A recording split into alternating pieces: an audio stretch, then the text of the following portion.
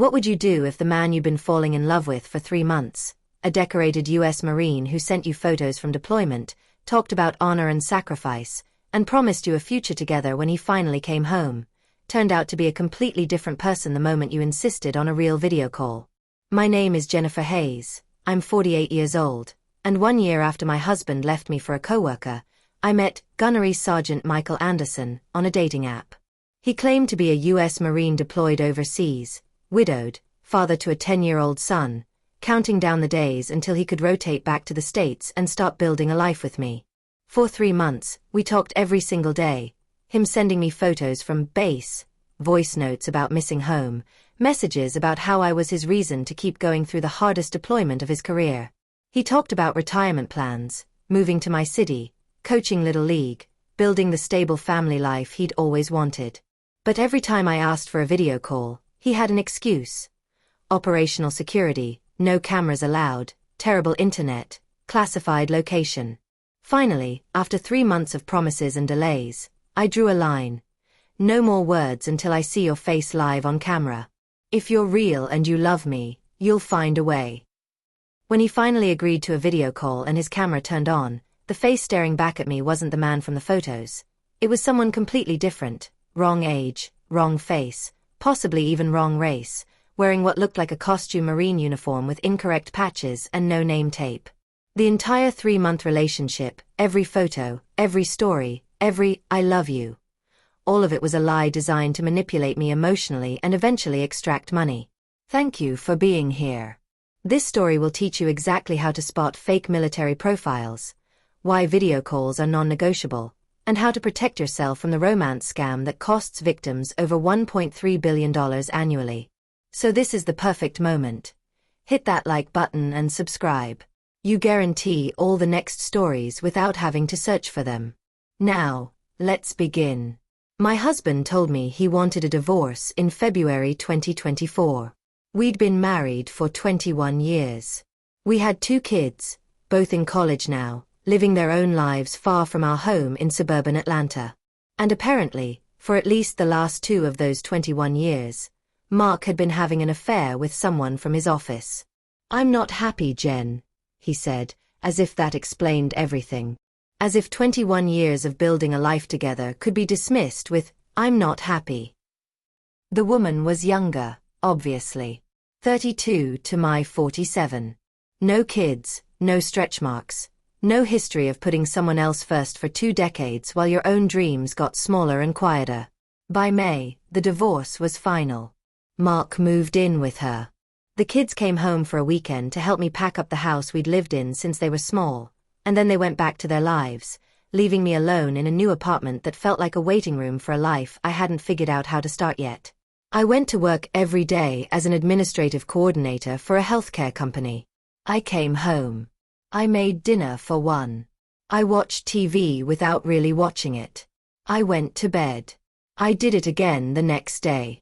"You need to start dating," my friend Rachel said over lunch one Saturday in late July. "You can't just sit in that apartment and fade away." Rachel, I'm 48 years old. I don't even know how to date anymore. Mark and I got together when I was 26. That was before all of this. I gestured vaguely at the restaurant, at the world, at the entire concept of modern dating. Existed. So you learn. People our age date all the time now. There are apps specifically for people looking for serious relationships, not just hookups. I don't even know where to start. Start with a profile. Be honest about who you are. You're smart, kind, financially stable, good-looking. You just need to put yourself out there. I resisted for another few weeks. But the loneliness was suffocating. Not missing Mark specifically. I didn't miss Mark. But missing having someone who cared if I made it home safely. Someone who noticed if I was sad. Someone who made me feel like I mattered. In mid-August, I downloaded a dating app called True Love Connect, marketed toward people over 40 looking for serious relationships. I created a profile that felt embarrassingly vulnerable. Jennifer, 48, divorced, 2 adult kids, administrative coordinator, Atlanta area. I believe in loyalty, honesty, and hard work. I respect people who serve others: teachers, medical workers, military, first responders. Looking to build something real with someone who values commitment and isn't afraid of showing up emotionally. I chose 3 photos. One from my daughter's college graduation, one from a friend's wedding where I actually looked happy, and a recent one where I'd at least tried to smile for the camera. The first week, I got a handful of matches. Most were fine but forgettable. Men my age who seemed nice enough but sparked no real interest. One man whose entire profile was fishing photos. Another whose opening message was, "Hey beautiful, want to chat?" with no punctuation. Then, on August 22, 2024, I matched with Michael Anderson. And for 3 months, I believed I'd found someone extraordinary. His profile stopped me mid-scroll. The main photo showed a man in his late 40s with a strong jawline, salt and pepper haircut, military short, wearing Marine Corps dress blues with ribbons and medals across his chest. He stood in front of an American flag, posture perfect, expression serious but kind. His other photos showed him in desert camouflage, sunglasses on, standing near military vehicles, a casual gym selfie showing a fit build, Marine Corps t-shirt, a photo at a backyard barbecue with a young boy on his shoulders, both smiling. His profile text was simple but compelling. Michael, 49, U.S. Marine Corps gunnery sergeant, 23 years in the Corps. Currently deployed overseas. Lost my wife to cancer 4 years ago. Raising my son with help from family back home. I've seen the worst the world has to offer, and now I just want something simple and real. Someone who understands loyalty, sacrifice, and showing up every day. If you value honesty and aren't afraid of the complications that come with military life, let's talk. Everything about it felt genuine. The photos looked authentic. Not professional model shots, just regular pictures of a real person's life. The bio was thoughtful without being overly polished. And the military background resonated with me. My grandfather had been in the army, and I'd grown up with deep respect for people who served. I sent him a message. "Hi Michael. Your profile really stood out. Thank you for your service. What branch overseas are you in right now, if you're allowed to say?" His response came about 2 hours later. "Hi Jennifer. Thank you for reaching out, and thank you for your support. I can't say exactly where I'm due to OPSEC, but I'm in the Middle East working with Allied forces on counter-terrorism operations. It's my 3rd deployment to this region. Reading your profile, you sound like exactly the kind of woman I've been hoping to meet. Someone with substance and values. Tell me about your life in Atlanta." We messaged back and forth for over an hour that first evening. He was articulate, respectful, asked thoughtful questions about my kids, my work, my life post-divorce.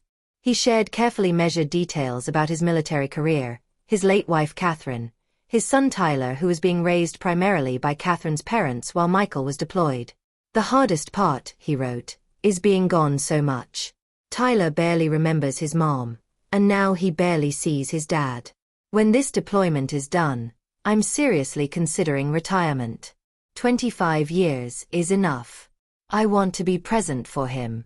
And honestly, I want to build something for myself too. I've given most of my adult life to the Corps. I'd like to have a partner to come home to, not just orders and another deployment." It was vulnerable and real, and exactly what I needed to hear. Someone who valued commitment. Someone who understood sacrifice. Someone who wanted to build a future, not just pass time. That night, I went to bed feeling something I hadn't felt since before the divorce. Hopeful. I had no idea I was being systematically manipulated by someone who'd done this hundreds of times before. Over the next 2 weeks, Michael and I fell into a routine that felt both intense and natural. Because of the time difference, he said he was 8 hours ahead of Atlanta. Our communication was staggered throughout the day, which actually made it feel more constant. I'd wake up to messages he'd sent during what was his evening. "Good night from base. Long day today. Thinking about you helps." Often with a photo attached, his boots on dusty ground, a sunset over sand-colored buildings, a meal tray in what looked like a military dining facility. During my workday, he'd send brief check-ins. "Morning here. About to head out for training. Hope your day is good. Or, just finished a briefing. Missing home today. In my evenings, which was very late night or early morning for him, we'd have longer text conversations or exchange voice messages. His voice was deep, slightly gravelly, with a subtle southern accent he said came from growing up in North Carolina. He told me about his life, joining the Marines right out of high school at 18, meeting Catherine during his first duty station at Camp Lejeune, marrying young, having Tyler, the years of deployments and family separations, watching Catherine slowly die from ovarian cancer while he was stationed overseas and couldn't always be there. The guilt of that still eats at me, he said in one voice message. She needed me and I was halfway around the world because of orders I couldn't refuse. Tyler was 6 when she died. He needed his dad and I was gone. Her parents stepped up, they're incredible people, but I should have been there. That's something I have to live with. The vulnerability felt genuine and profound. He wasn't performing grief, he was sharing it with appropriate time and distance. He asked about my marriage, my divorce, how I was rebuilding. When I told him about Mark leaving me for someone younger, Michael's response was, his loss is going to be someone else's gain. You sound like someone who shows up fully, who understands what loyalty and partnership actually mean. That's rare. The fact that your ex couldn't see your value says everything about his character and nothing about yours. It was exactly what I needed to hear. About 3 weeks in, he suggested moving our conversation to WhatsApp. The app connection here is unstable.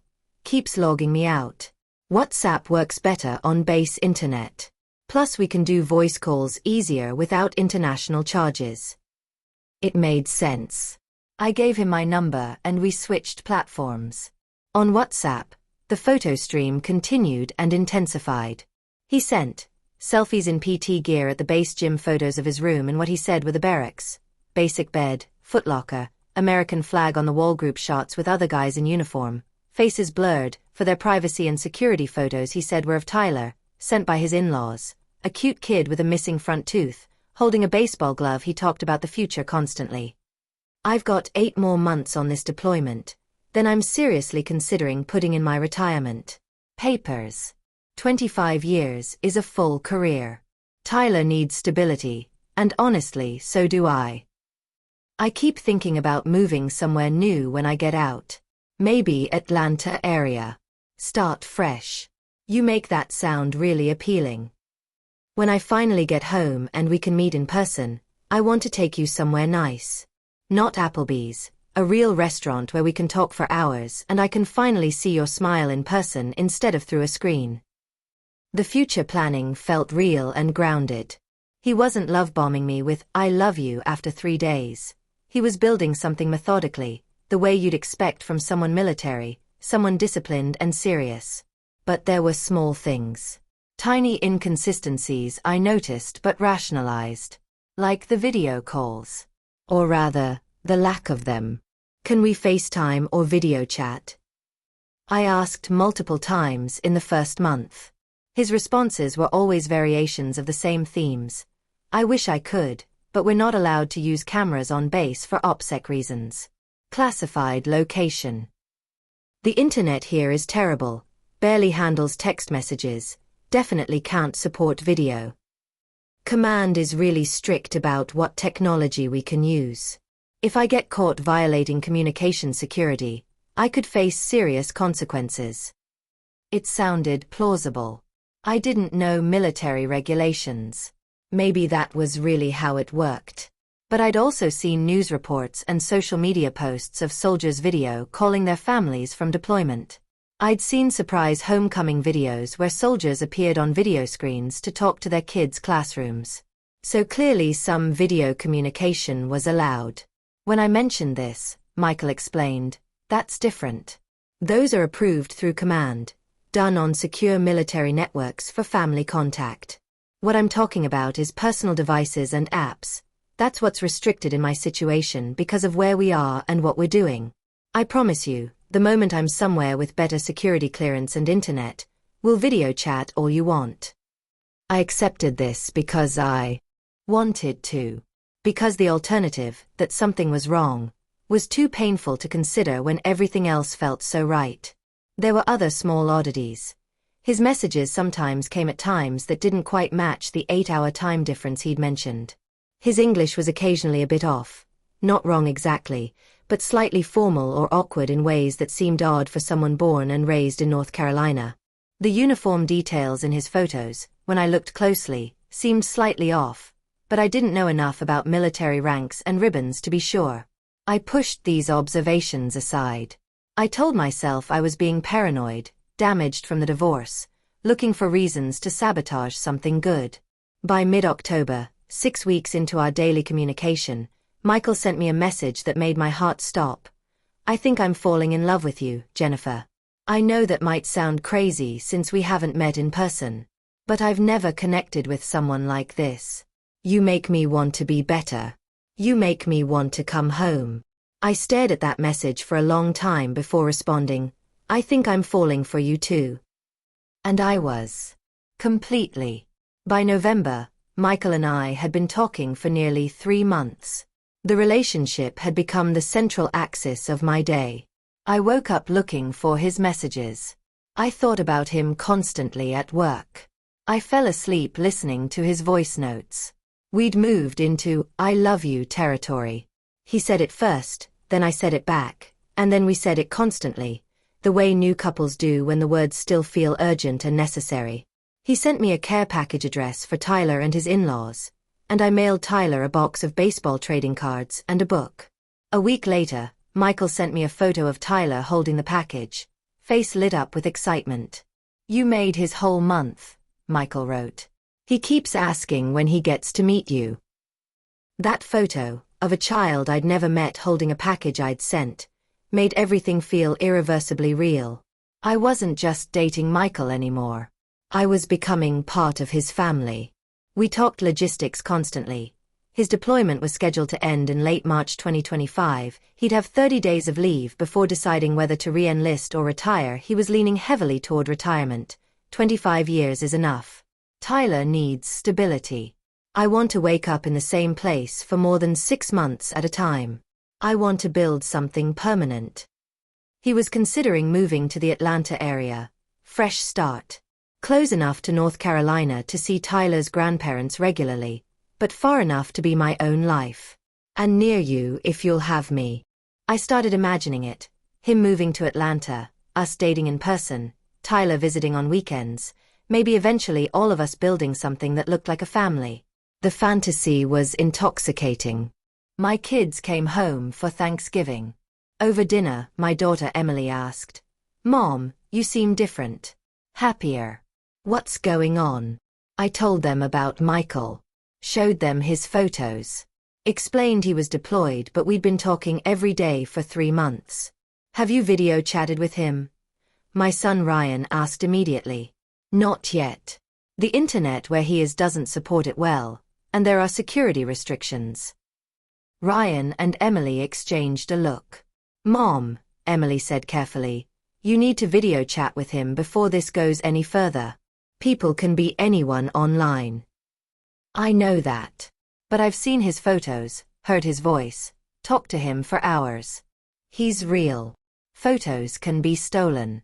Voice can be anyone. Video is the only way to know for sure. They were right, and I knew it. But I also felt defensive. My kids were treating me like I was naive, like I couldn't tell the difference between a real person and a scam. "I'll bring it up again," I said. "But I trust him." "Trust but verify," Ryan said, using a phrase he'd learned in his cybersecurity classes. Especially online. After they left, I lay awake thinking about that conversation. They were right to be cautious. I would give the same advice to a friend. So why was I making excuses for Michael? The next day, I messaged him, "My kids are worried because we've never video chatted. I know you've explained the security issues, but is there any way we could do even a short call? Even just a few minutes? It would mean a lot to me." His response came several hours later.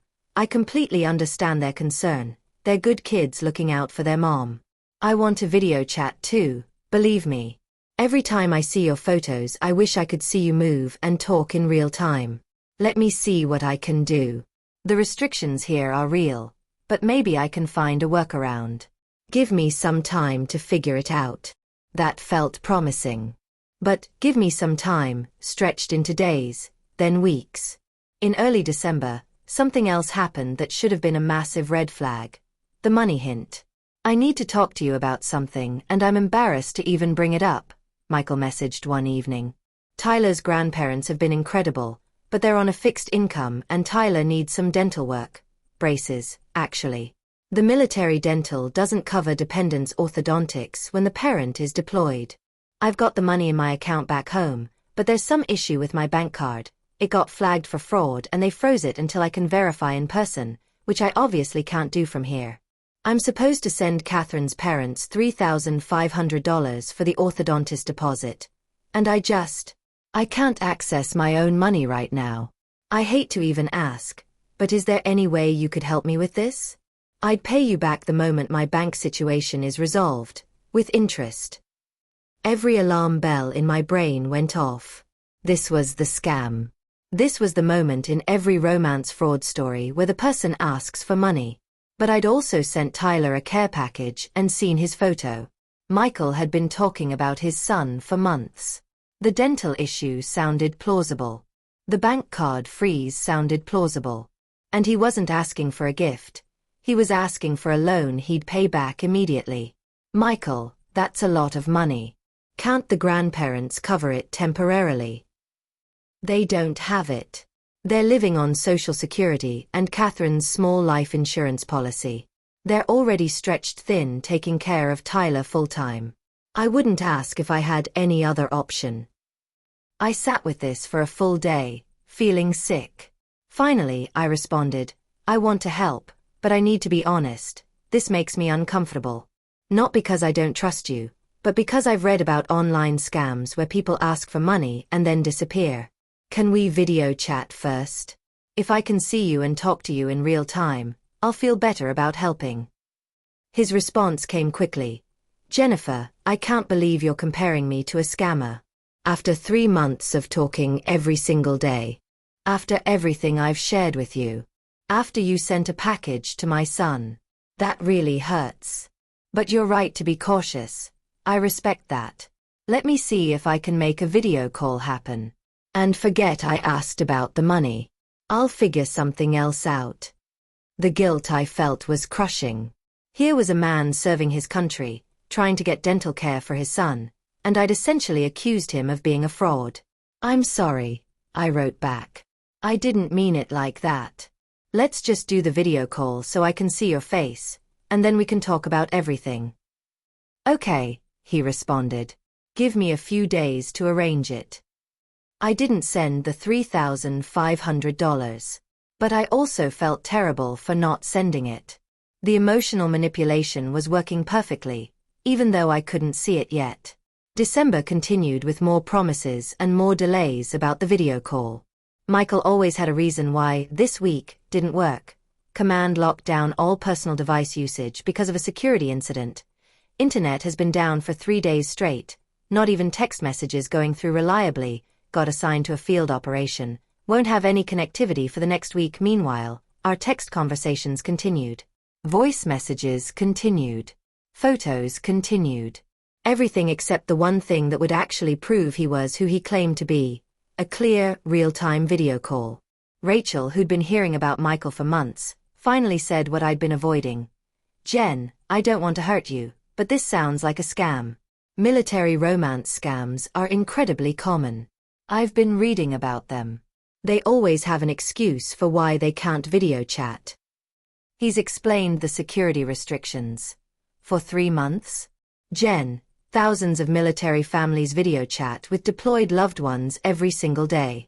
My cousin's husband is Navy deployed right now, and they FaceTime twice a week. This isn't normal. Maybe his situation is different, or maybe he's not who he says he is. I wanted to be angry at Rachel for saying it. Instead, I just felt tired.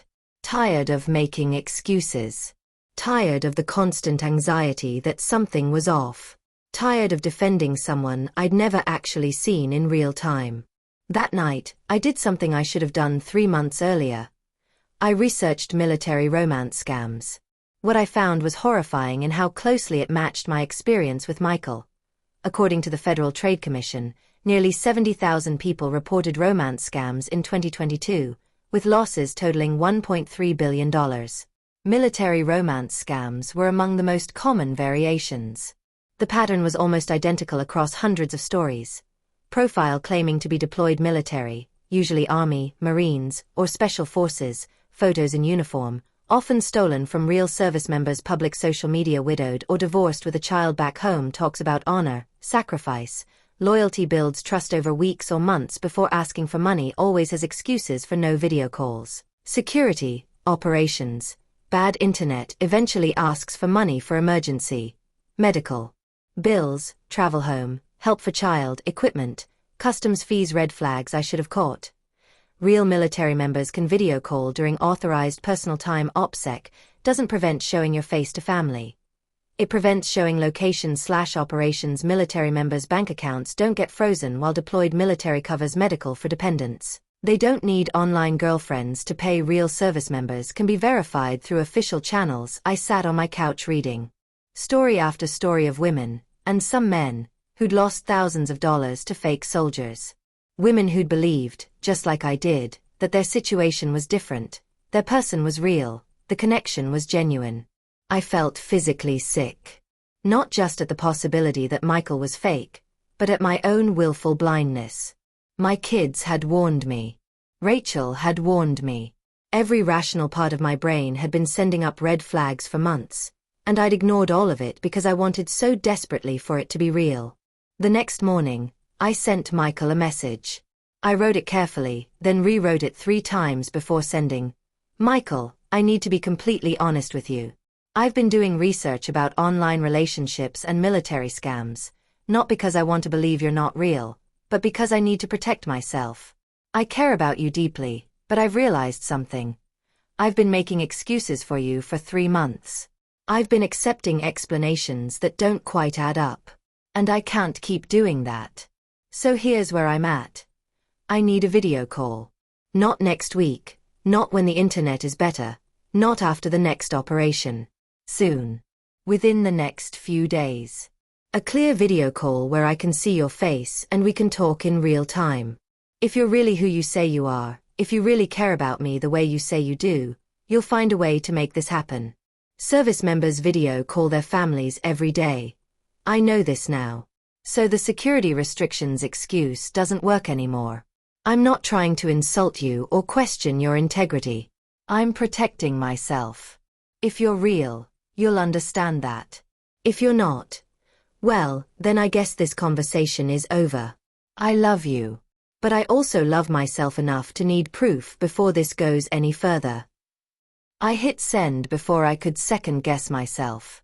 Then I waited for his response, my heart pounding, knowing that whatever came next would either prove I'd been wrong to doubt him, or prove that everything had been a lie. Michael's response came 3 hours later. I checked my phone every 5 minutes, stomach churning, half convinced he'd just disappear entirely now that I demanded proof. Jennifer, I understand completely. You're right, you deserve to see me, and I've been making this harder than it needed to be by letting security concerns override everything else. I love you, and I want you to feel secure in this relationship. Here's what I can do. There's a secure communications facility on base that allows video calls for morale purposes. I can book time there. It's monitored, so I won't be able to say anything about location or operations, and the background will be just a blank wall. But you'll see my face and hear my voice in real time. Will that work? How about this Saturday at 8 p.m. your time? That's 4 a.m. Sunday my time, but I'll make it work. I want this as much as you do. Relief flooded through me. He wasn't defensive. He wasn't angry. He was agreeing. Maybe I'd been wrong. Maybe Rachel and my kids and every article I'd read were wrong. Maybe Michael was exactly who he said he was. Saturday at 8 p.m. works perfectly, I responded. Thank you for understanding. Of course. I love you. I can't wait to finally see your smile in real time instead of just in photos. The next 3 days felt endless. I told Rachel about the upcoming call. She was cautiously supportive. Good. I hope I'm wrong. I hope he's exactly who he says he is. But at least you'll know for sure. I told my kids. Emily said, Mom, I'm really glad. Just be prepared for anything, okay? Whatever happens, we love you. Saturday arrived. I spent an embarrassing amount of time getting ready for an 8 p.m. video call, doing my hair and makeup, changing outfits 3 times, setting up my laptop in good lighting. I felt like a teenager preparing for a first date. At 7:55 p.m., I sat down in front of my laptop, WhatsApp open, waiting for his call. At 8:02 p.m., the call came through. My hand shook as I clicked, accept. The video connected, slightly pixelated at first, then clearing. And the face that appeared on my screen made my entire world stop. It wasn't Michael. The man on the screen was younger, maybe mid-30s. He was black, where the photos I'd been sent showed a white man. His face was rounder, his features completely different. He was wearing what looked like a Marine uniform, but even I could tell it wasn't right. No name tape, the patches were wrong, the whole thing looked costume-like rather than authentic. Jennifer, he said, and even his voice was wrong, higher, with an accent I couldn't quite place. Definitely not the southern drawl I'd heard in months of voice messages. I couldn't speak. I just stared, my brain trying and failing to reconcile the face on my screen with 3 months of photos and voice notes and I love you. Jennifer, can you hear me? He asked, smiling nervously. Who are you? I managed to say, my voice barely above a whisper. What do you mean? It's me, Michael. No. My voice was stronger now, shaking but clear. No, you're not. The man in the photos you sent me is white. You're not. The man in the photos is in his late 40s. You're not. Who are you really? His expression shifted, the nervous smile disappeared, replaced by something harder. It's just the camera quality. The lighting here is bad. It's me, I swear. Stop lying to me. I felt tears starting but pushed them back. I can see you perfectly clearly. You look nothing like the photos you've been sending me for 3 months. Nothing. So I'm going to ask you one more time. Who are you? He was silent for a long moment. Then, Jennifer, please don't be upset. Let me explain. Explain what? That you've been pretending to be someone else? That every photo you sent me was fake? That you've been lying to me every single day for 3 months? I didn't mean to hurt you. I needed the connection. I'm lonely too. Everything I told you about my feelings is real, even if the photos weren't. Where are you really? I demanded. Are you even in the military? No. I'm not military. I'm in Lagos, Nigeria. This is work for me. But you seemed so nice, so different from the others, and I started to care about you for real. Work. The word came out flat. This is work. I'm work. You've been scamming me. No, not scamming, I never took any money from you. Because I didn't send any. You asked for $3,500 for your son's braces. Except you don't have a son, do you? That was just the beginning. If I'd sent that, there would have been another emergency next week, and another after that, until you drained me completely. That's how this works, isn't it? His face on the screen shifted again, the pretense of caring dropping away completely. Now he just looked tired and annoyed. Yes, that's how it works. You would have sent money eventually, they always do. But you're smarter than most. Congratulations. The photos, I said. Whose photos were you using? I don't know his name. Just photos I found online. Probably a real soldier somewhere who has no idea his pictures are being used. And the voice messages? Those weren't you. No. That's my partner. He does the voice work. Better American accent than me. I do the typing. We work as a team. I felt sick. How many women are you doing this to right now?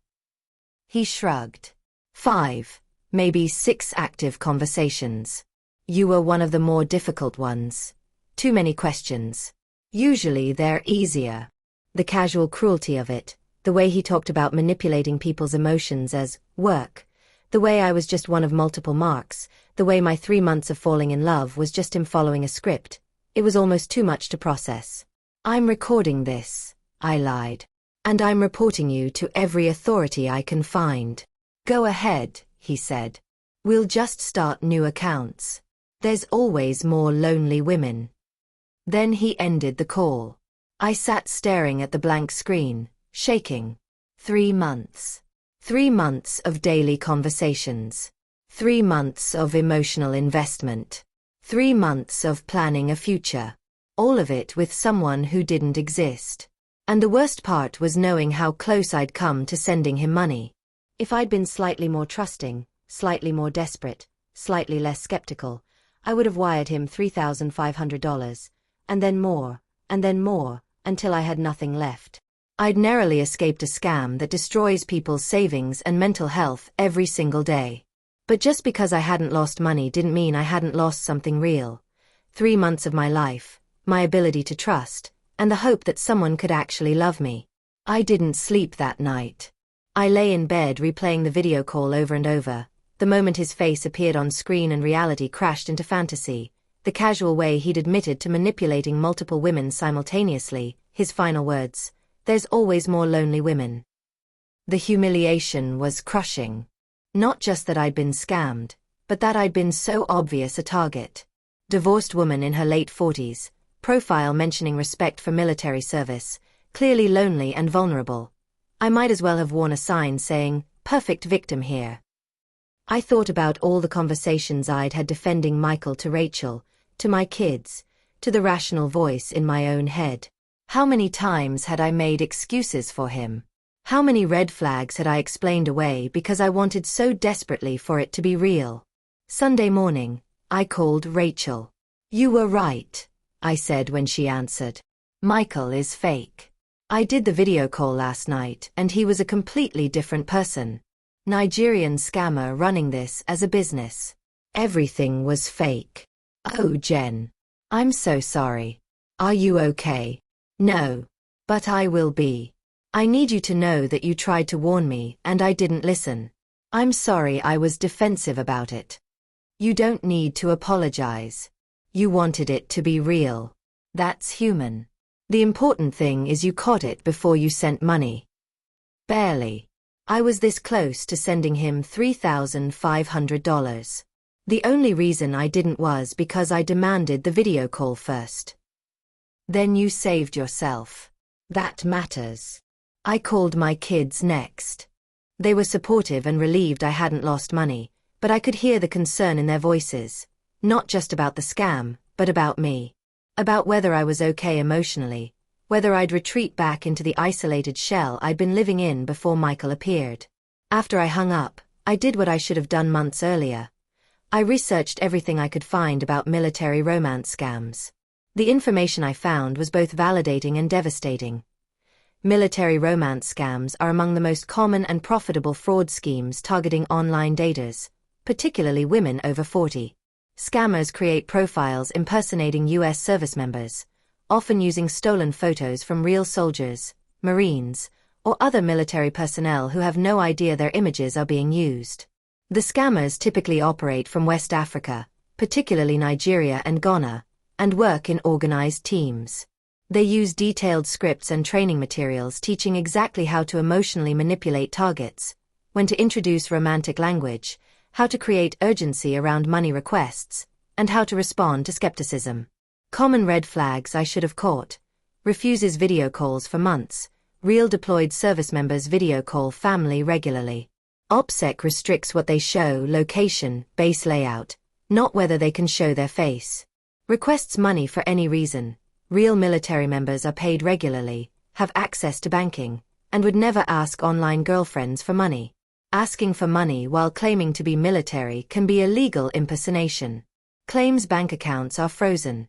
Military banking continues normally during deployment. This is a standard scam excuse. Moves conversation off dating platform quickly. Scammers want to get you to WhatsApp or Google Hangouts where their profiles can't be reported as easily. Photos show uniform inconsistencies, wrong patches, ribbons, name tapes, ranks. Real military photos follow strict uniform regulations.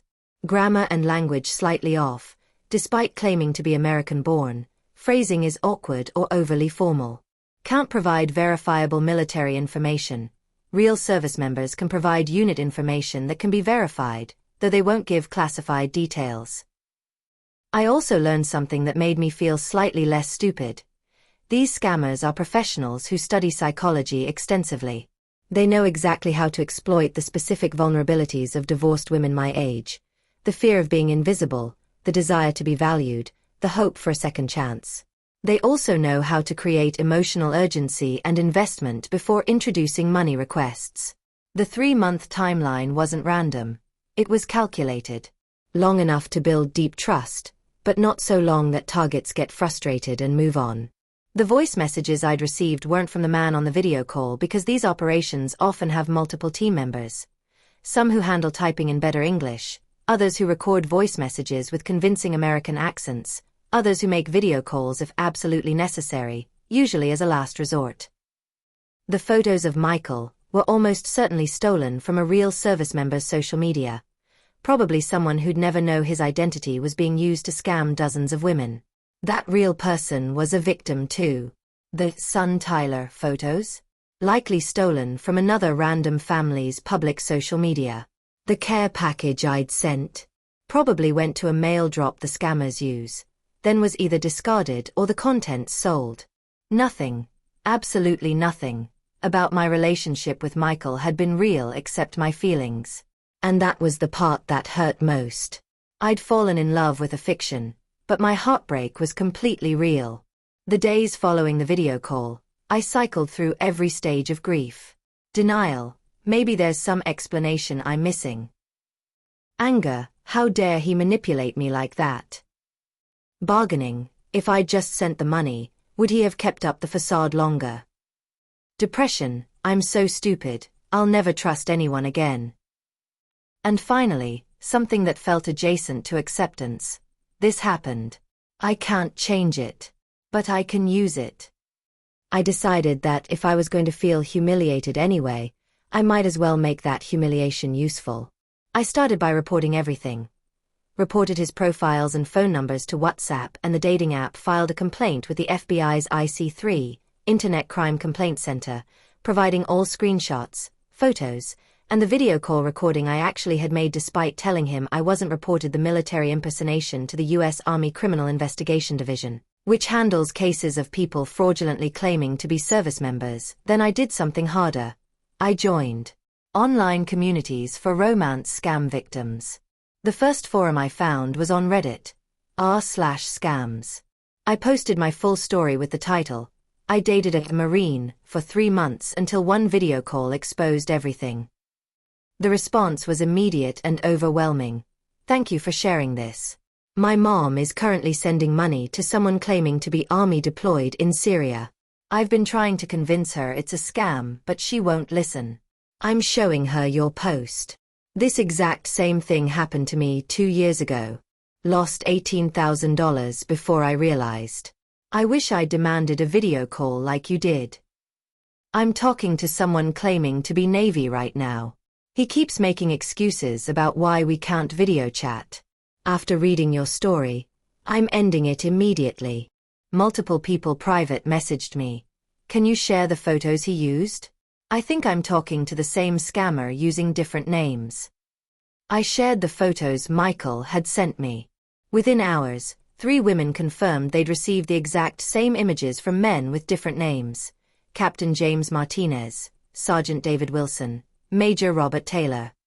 The same stolen photos were being used to scam dozens of women simultaneously. We were all in love with the same fake person. One woman, Sarah from Canada, shared her story in detail. She'd sent Robert Taylor, same photos as my Michael, Over $23,000 across 4 months for various emergencies. Medical bills for his injured son, fees to process his retirement paperwork, customs charges on a package he was sending her, money for a flight home that got cancelled at the last minute requiring new tickets. Every time I sent money, there was a new emergency within days, Sarah wrote. Looking back, I can see how calculated it was. But in the moment, when you love someone and they're begging for help, it's so hard to say no. Your story probably just saved me another $5,000. He was asking for money for a laptop that supposedly got stolen last week. Reading her story, I realized how narrowly I'd escaped. If I'd sent the $3,500 for Tyler's braces, that would have been just the beginning. The requests would have escalated until I was drained. I also found a Facebook group called Military Romance Scam Survivors, with over 30,000 members. Women and men from around the world sharing eerily similar stories. Fake soldiers, fake Marines, fake military contractors, all following almost identical scripts. The moderators posted resources. How to reverse image search photos to check if they're stolen, how to verify if someone is actually military. Real service members can provide information that can be confirmed through official channels. How to recognize scammer grammar and language patterns, how to protect yourself from emotional manipulation. I absorbed all of it, wishing I'd found these resources 3 months earlier. Then I decided to do something more public. I recorded a video for TikTok telling my full story, from the perfect Marine profile to the devastating video call reveal. If someone claiming to be deployed military refuses to video call you after weeks or months, that is your answer, I said directly to the camera. Real service members video chat with their families constantly. OPSEC doesn't prevent them from showing their face. It prevents them from showing classified locations or information. If he says he can't video chat for security reasons month after month, he's lying. Period. I posted the video expecting maybe a few hundred views. Within 48 hours, it had over 400,000 views. The comment section was full of women sharing their own stories, thanking me for the warning, tagging friends who they thought might be in similar situations. I turned my humiliation into something that might actually protect others. That felt like the first real victory I'd had in months. As my TikTok video spread and more women contacted me with their stories, I started documenting patterns. I created a detailed breakdown of exactly how the military romance scam works, based on my experience and dozens of other victims' reports. Phase 1. The perfect profile. Week 0. Scammers create profiles using stolen photos of real service members, usually found on public social media accounts. They choose photos showing dress uniforms with medals, conveys status, honor, achievement, combat or deployment settings, creates exotic mystique, casual photos showing normal life, makes them seem relatable. Sometimes photos with children, triggers nurturing instincts, profile text emphasizes honor, loyalty, sacrifice, appeals to values-oriented women, widowed or divorced, explains availability, creates sympathy, tired of war, ready for real love, positions you as his salvation. Father to young child, shows he's capable of commitment. Phase 2. The approach. Week 1 to 2. First messages are respectful, articulate, specific to your profile. They, thank you for supporting troops, creates immediate gratitude bond. Compliment your values, not just appearance, feels deeper than surface-level attraction, share vulnerability early, his late wife, missing his kid, struggles of deployment, ask thoughtful questions about your life, makes you feel seen. Phase 3. Building trust. Week 3 to 8. Daily communication establishes routine and emotional dependency. Good morning/good night messages create constant presence. Photos from deployment make the fantasy visual and concrete. Voice messages, if they have someone with good accent, deepen the connection. Moves conversation to WhatsApp or similar, harder to report, easier to control. Talks about future constantly, retirement plans, moving near you, meeting in person, says, I love you, at the psychologically optimal moment, not too soon to seem fake, not too late to lose momentum. Phase 4. Avoiding verification. Ongoing. Every request for video call is deflected. With plausible excuses.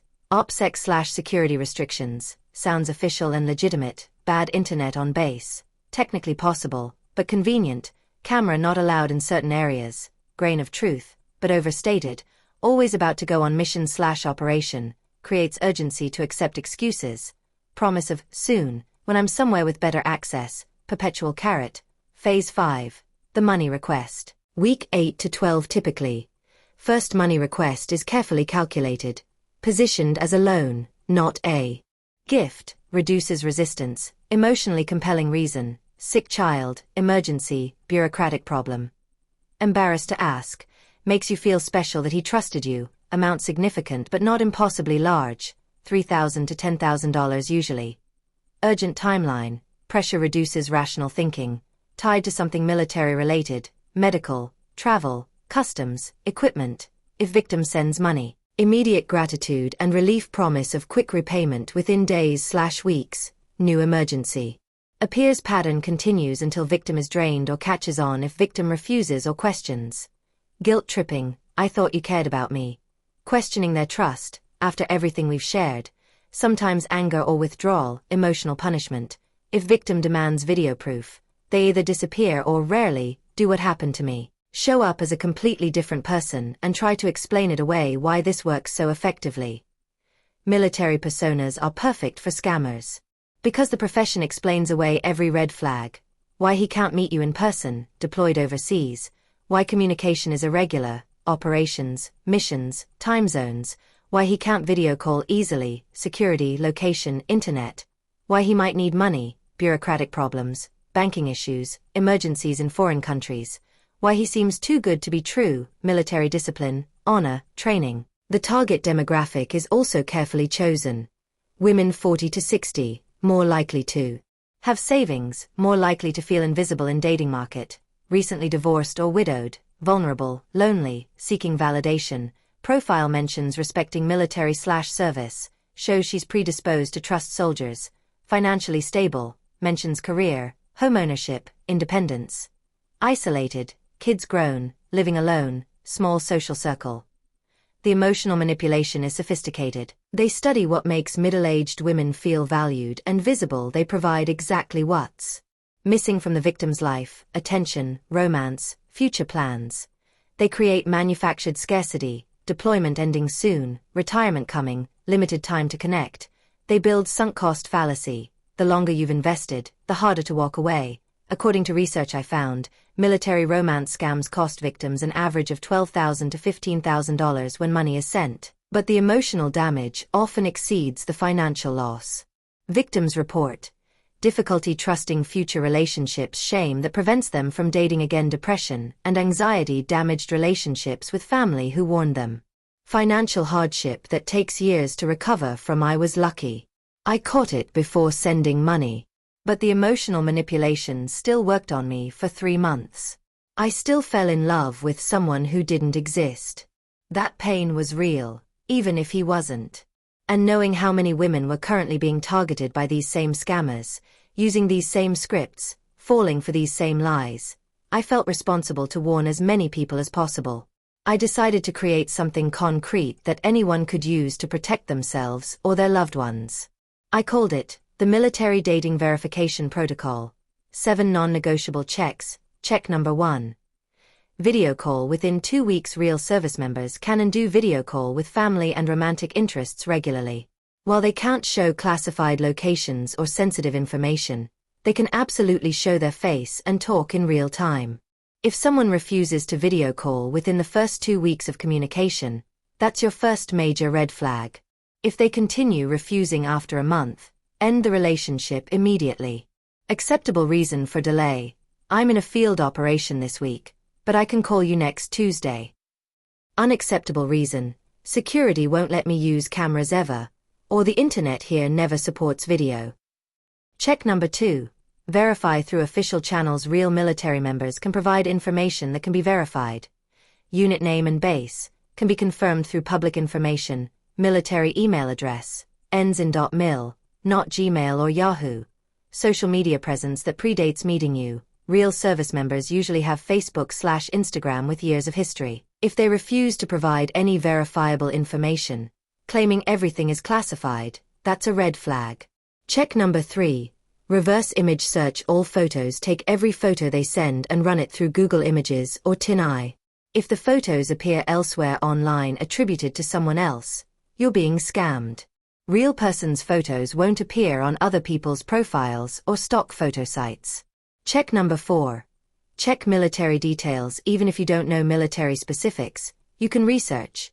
Do the rank insignia match what they claim? Are the ribbons/medals appropriate for their claimed service time? Does the uniform look professional or costume-like? Is the name tape visible? Real military uniforms have them. Post photos in military identification forums. Veterans can spot fake uniforms immediately.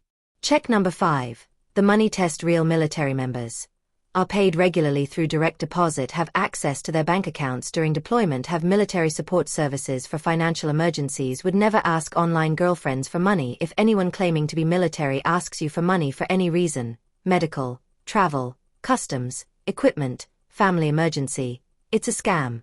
No exceptions. Check number 6. Communication pattern analysis. Track these details. Do message times match the claimed time zone consistently? Is the grammar and language appropriate for someone born and raised in the US? Do they avoid specific questions about their service or location? Do they get defensive when you ask to verify details? Real people welcome verification. Scammers get angry about it. Check number 7. Trust your instincts. If something feels wrong, it probably is. If you find yourself making excuses for someone's behavior, stop and ask why you're doing that. Common excuses victims make: military life is different, so normal rules don't apply. He's under so much stress, I don't want to add to it by questioning him. I don't want to seem like I don't trust him.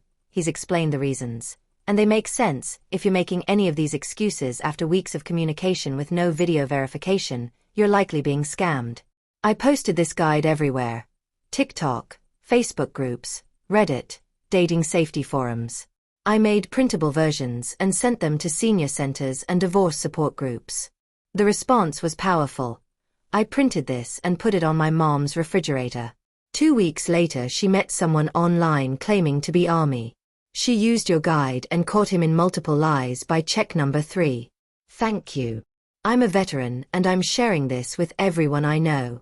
These scammers hurt real military families too. They steal our photos and ruin our reputations. I used this guide on someone I'd been talking to for a month. He failed every single check. I ended it before sending the $8,000 he'd asked for. Every message like that made the humiliation of my own experience feel worthwhile. By February 2025, 4 months after my video call with the fake Michael, I'd become unexpectedly active in the scam prevention community. My TikTok following had grown to over 200,000 people. I'd been interviewed by a local news station about military romance scams. I'd helped dozens of women verify suspicious relationships and avoid sending money. But personally, I was still struggling. The emotional aftermath of the scam wasn't something I could just think my way through. I started seeing a therapist who specialized in fraud victims. What you experienced is a form of emotional abuse and manipulation, she explained in one of our early sessions. Even though no physical relationship existed, your emotional investment was real. Your grief is real. The betrayal you feel is real. You're not overreacting. That validation helped. I'd been telling myself I was being dramatic. After all, I never even met him in person. I didn't lose money. Why was I so devastated? But the therapist helped me understand. I'd been manipulated by someone who studied exactly how to exploit my vulnerabilities.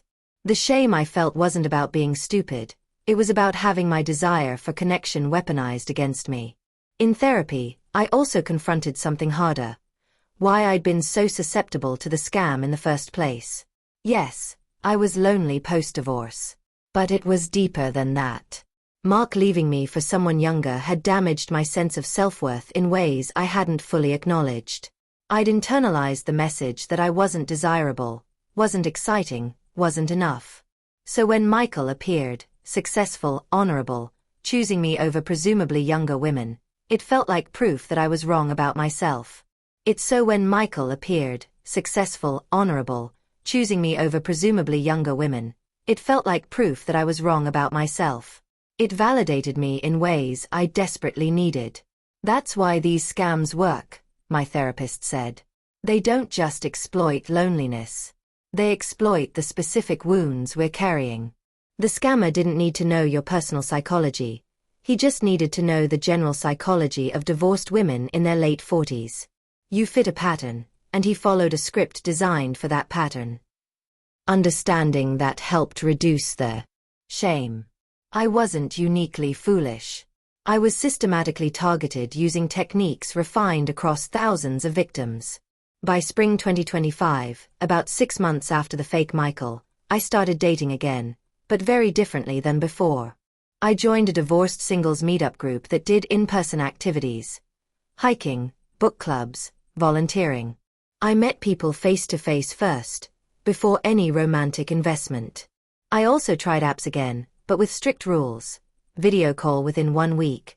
No exceptions, meet in person within 2 weeks if local, no emotional heavy lifting until verified in real life. Any resistance to verification equals immediate end to communication. In April, I met someone named David through the hiking group.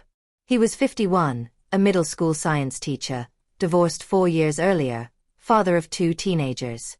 We talked on a 6-mile hike, discovered we both loved true crime podcasts and terrible puns, and he asked if I wanted to get coffee the following weekend. At coffee, I told him about the military scam. Full disclosure, I got catfished earlier this year pretty badly. So I'm probably going to be extra cautious about trusting people. That's not about you. It's about me protecting myself. That's completely reasonable, David said. And honestly, healthy. You want to see my teaching license? Meet my kids? Talk to my ex-wife? I'm an open book. I laughed, but also appreciated that he wasn't defensive. I might actually take you up on some of that. Seriously, whatever you need. Trust should be earned, not demanded. That response told me more about his character than any romantic declaration could have. David and I dated slowly and deliberately. We met each other's friends and kids early. I visited his school and met his colleagues. He came to my workplace and met my co-workers. We built trust through transparency and consistency, not through dramatic declarations or future faking. By summer 2025, we were in a solid relationship. Not a fairy tale, a real partnership with real communication and real presence in each other's lives. Do you ever think about the Marine guy? David asked one evening while we were cooking dinner together. Sometimes, I admitted. Not because I miss him, he never existed. But I think about how different my life would be if I'd sent that money. If I hadn't demanded the video call. I'd probably be financially devastated and emotionally destroyed right now. But you did demand it.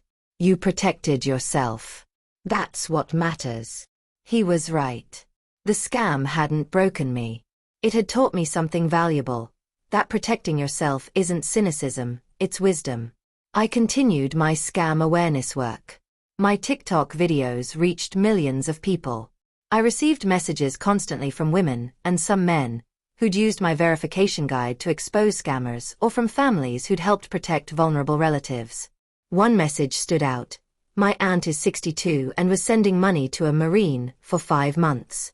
She'd sent over $40,000 and was planning to send more. My family couldn't convince her it was a scam. She was completely in love with him. Then I showed her your video about demanding a video call. She finally insisted on one. The guy who appeared on screen looked nothing like the photos. She was devastated but also relieved. She said your video saved her from losing everything. Thank you. That made everything, the humiliation, the vulnerability, the public sharing of my worst moment, worth it.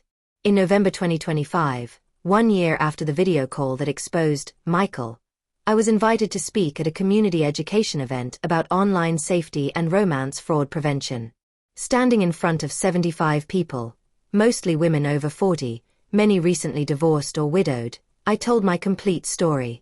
From the perfect Marine profile to 3 months of daily communication to the devastating moment when his camera turned on and revealed a completely different person. I want you to understand something important, I said to the room. Falling for a romance scam doesn't make you stupid or naive. These are professional criminals using sophisticated psychological manipulation techniques. They study what makes people vulnerable and they exploit it systematically.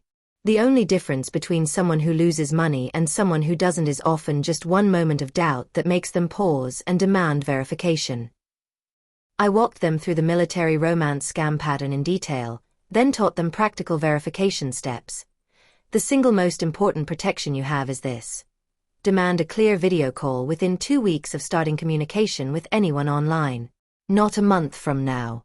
Not when they're back from deployment. Within 2 weeks. Real people can video call. Real military members video call their families constantly. OPSEC doesn't prevent them from showing their face to loved ones. It prevents them from showing classified locations or operations. If someone refuses to video call you after 2 weeks, making excuse after excuse about security or internet or operations, you have your answer. They're not who they claim to be. And if 3 months of I love you and future planning can't overcome their resistance to a 30-second video call, then those words were never real in the first place. I shared the red flags, the verification protocol, the resources for victims. But I ended with the most important message. If you've already fallen for a scam, if you've already sent money, please don't let shame keep you silent. Shame protects the scammers. It keeps them operating because victims are too embarrassed to report them or warn others. You didn't do anything wrong. You trusted someone who presented themselves as trustworthy. You responded to what seemed like genuine connection. The crime isn't yours, it's theirs. Report it. Share your story. Help the next person recognize the pattern before they lose everything. Your honesty could save someone's life savings. After the presentation, a woman who looked to be in her mid-50s approached me privately. I've been talking to someone who says he's army deployed in Afghanistan for 4 months. He hasn't asked for money yet, but after your presentation, I'm seeing every red flag you mentioned. The refusal to video call, the grammar that's slightly off, the uniform details that don't quite match when I look closely at photos. I'm ending it tonight. I'm glad, I said. I know that's hard. You've invested time and emotions. But better to end it now than after you've lost money too. Thank you, she said. Hearing you talk about it so openly, admitting you fell for it, sharing the details without shame, that gave me permission to see my situation clearly. I think you just saved me thousands of dollars. As I drove home that evening, I thought about who I'd been 1 year earlier.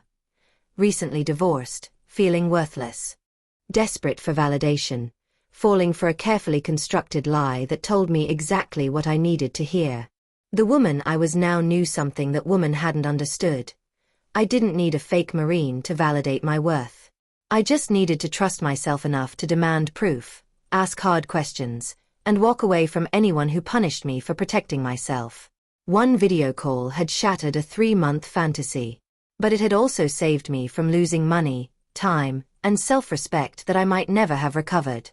If someone online claims to be military, Army, Marines, Navy, Air Force, any branch, and refuses to video call you after weeks of communication, you are being scammed.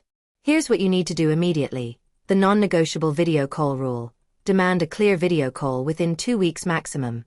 Not, someday. Not, when I'm back from this mission. Within 14 days acceptable reasons for brief delay.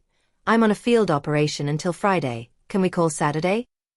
Internet is down right now, but I'll find a spot with Wi-Fi by this weekend. Unacceptable excuses that mean it's a scam. Cameras aren't allowed on base for security. False, families video call deployed members constantly. OPSEC prevents me from showing my face. False, OPSEC prevents showing locations/operations, not faces. The internet here will never support video. False, if they can text and send photos, they can video call. My command prohibits all video communication.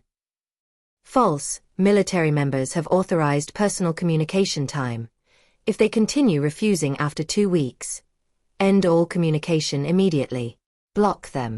They are 100% a scammer. Verify everything before emotional investment.